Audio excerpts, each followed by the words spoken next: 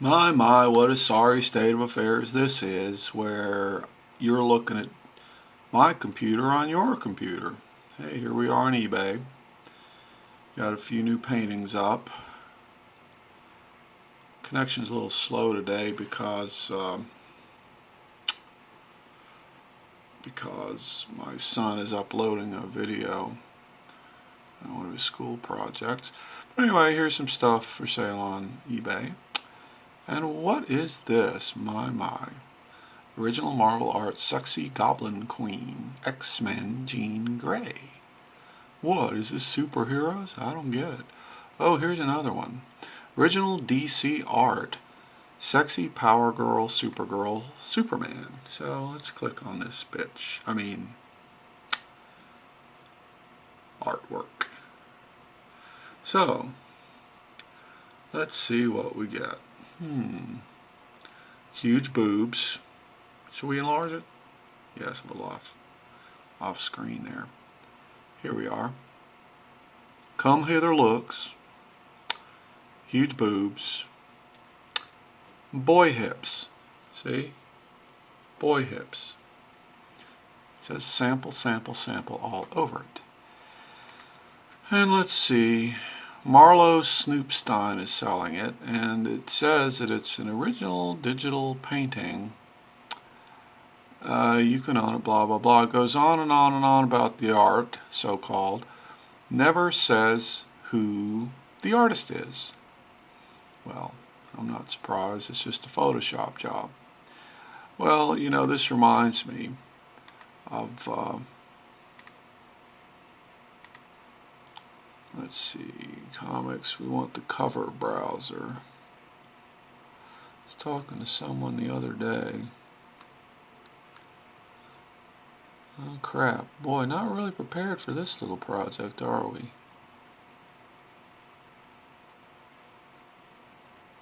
Do you see it anywhere? Well, I guess we can edit this shit out later. Here it is, cover browser. Doink. Now, for those of you not familiar with the cover browser site, obviously it's comic covers going way back. They've got most of the major titles. Here we go. Starting with Adventures into the Unknown, going on and on and on. And there's more too.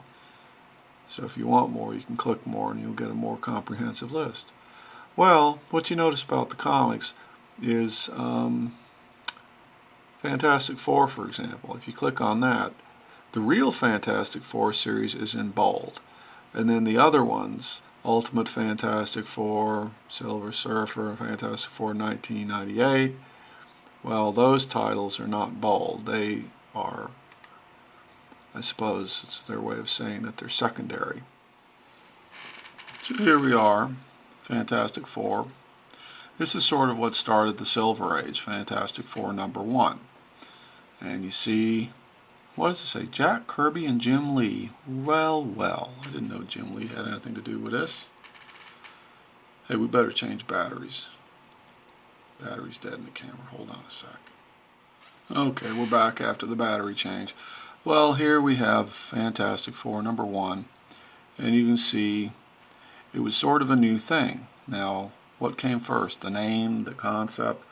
Fantastic Four, well, I think probably the name came first. Who came up with it? Who knows? 10-cent comic, and we see these heroes, 4 of them, and the sort of giant monster thing that was a holdover from Kirby's earlier comic work.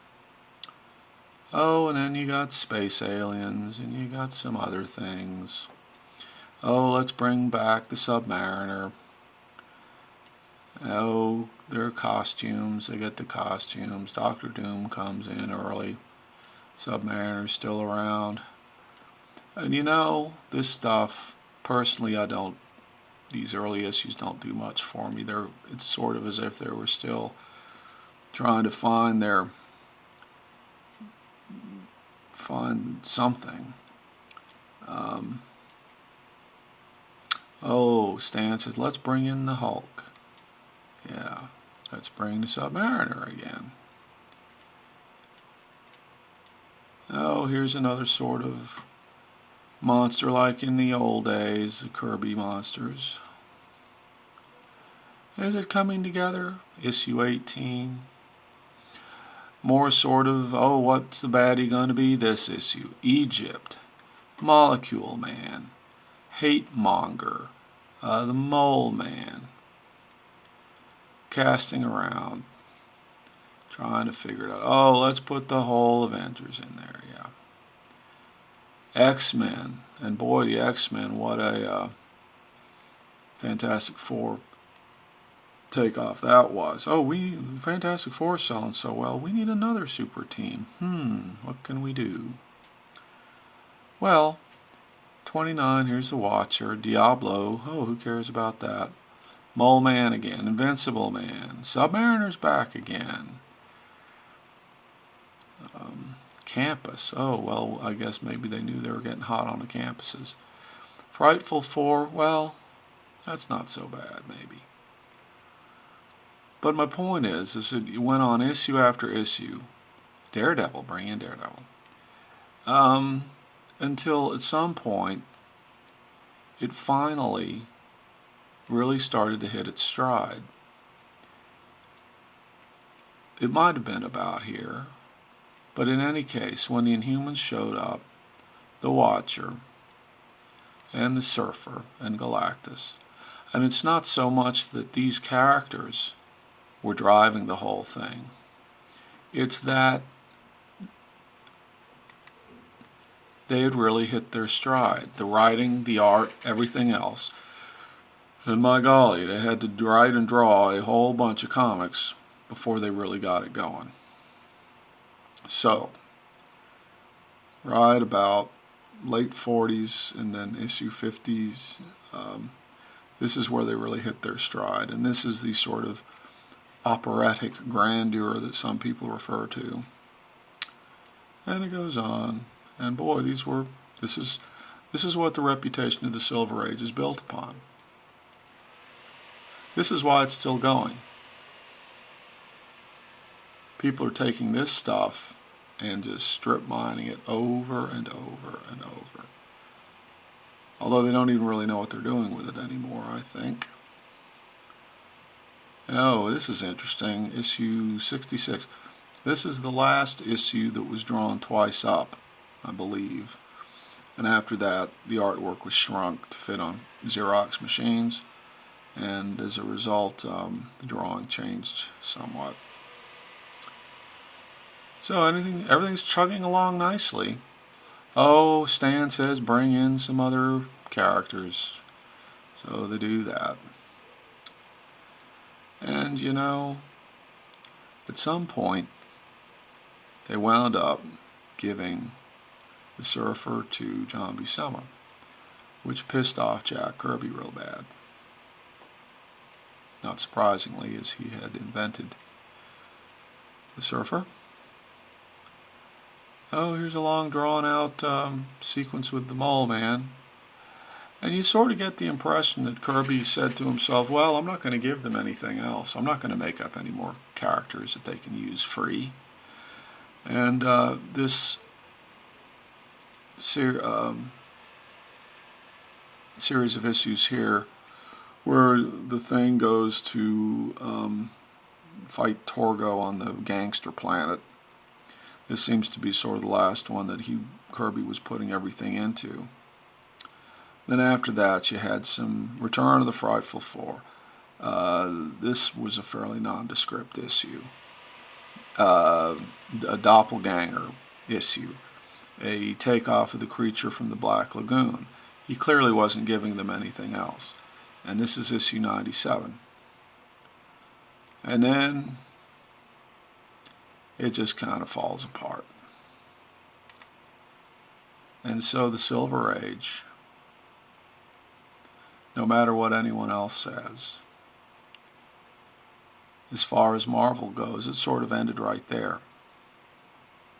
Hey, wait, we jumped too far.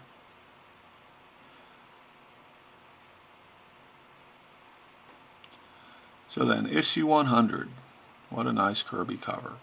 And then after that, we jump into the Imitation world, where Marvel is basically imitating itself in its glory days. And you've got the stupid word balloons. The battle has ended, we have won. The FF are beaten at last. Hey, why didn't this cover here? Why didn't that need word balloons? Oh, lots of word balloons. What is this stuff? Marie Severin or something? Or I don't know. And so we move into this era where Kirby had gone. Marvel felt their heart and soul had left, and of course that was right. And these comics, the fans couldn't tell the difference, I guess, because they kept right on buying this stuff. Lots of word balloons.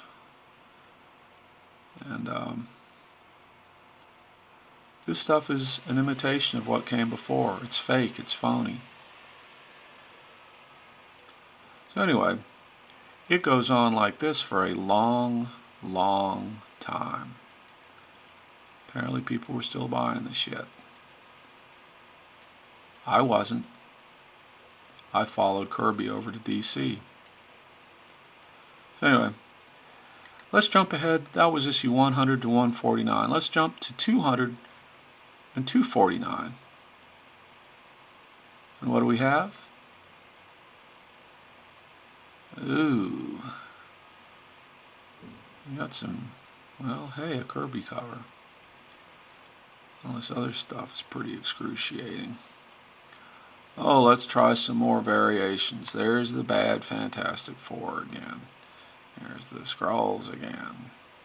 Here's more pointless word balloons. That's a very silly looking Human Torch, if you ask me. But these issues are still in imitation of those first 100 issues, specifically the last half of that. So how long is this crap going to go on? I mean, who really cares about this? Fantastic Four number 228, Ego, Spawn. My God, I couldn't care less. But one can only assume that people were buying this stuff. So let's jump way ahead now to issue 500 in the far-flung future.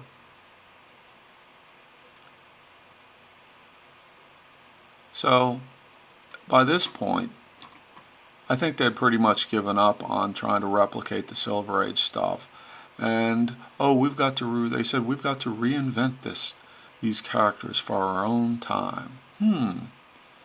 Well, you know, comics might have always been dumb, but can someone explain to me why someone who is on fire has shadows on their body? I'll never understand that. Oh, now to me, stuff like this is completely unrecognizable. Not only as the Fantastic Four, but really as a comic book. But you don't have grown men drawing these things. You got kids, you got fans that are all obsessed with it, and they get into the industry. Hey, these poses are the same as these poses. Got the arms and the grim look, expression, and the posture. And it goes on and on and on and on. Now, how far ahead of this do we need to jump? Oh, yuck. You know, this stuff just looks ugly to me. But maybe I'm old-fashioned. So are there more? Yeah, 550 to 599. They couldn't let it die. Oh no. Hey, Fantastic Four. Reed Richards looking completely ridiculous. And what a swell butt there on Mrs. Richards, the Invisible Girl. Nice butt. So, you begin to move into this area where, let's see, is this, I suppose you could say this is becoming darker and more violent.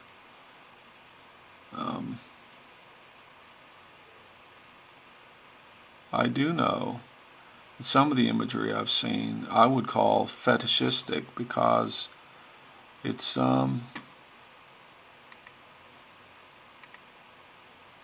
sexual content has Mrs. Richards, Sue, being having huge breasts and boy hips. Can I find these details? Let's see, date modified. Yeah. Now here's a perfect example of what I'm talking about. Oh, we already discussed this one at the beginning, right? Superhero? What does this have to do with being a hero? This doesn't have to do with anything. This has to do with getting laid or getting a piece of ass, or probably just jacking off, if I may say so. Which is a pretty sad state of affairs, something that used to be pretty good at one time. So, in addition to running out of ideas for these superhero comics, you're falling back now on the sex angle to keep people interested. And to me, that's just an admission that you don't have any ideas at all. So, Marvel may have been more crass about it, but DC had to get into the act too, to show that they could keep their sales up. And this is a well-known poster, I think, that DC put out, and it's has some sort of byline like the real strength of the DC universe. It's like, oh man, what fabulous babes. And as a matter of fact, the website I found this on called it DC Babes. They're not women, they're babes. And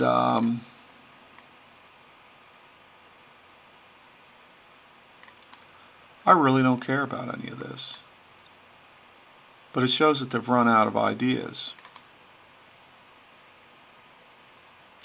And now they're just pandering. DC, I guess, thought that they could be a little more, maintain a little more dignity for the women, that they're really strong women. Really. Yeah, strong women go around dressed in lingerie, giving you little come hither, fuck me looks. Yeah. Well, going back to this cover browser, you can find,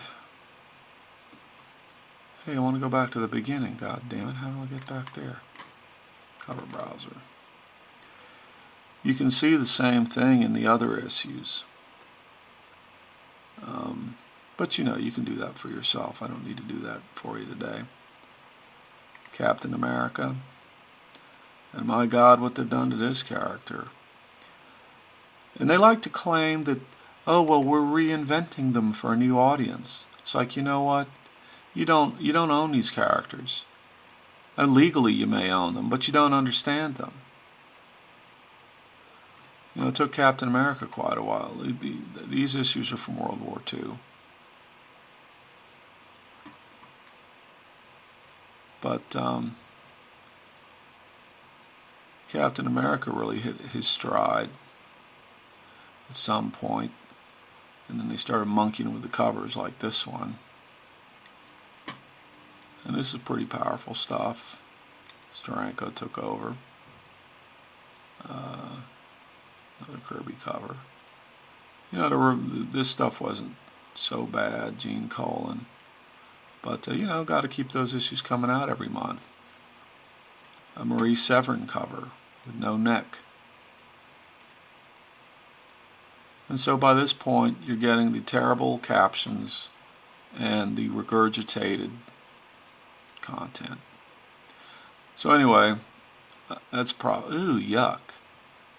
The Fearful Secret of Bucky Barnes. I've waited 20 years to do this. Well, that's enough of that.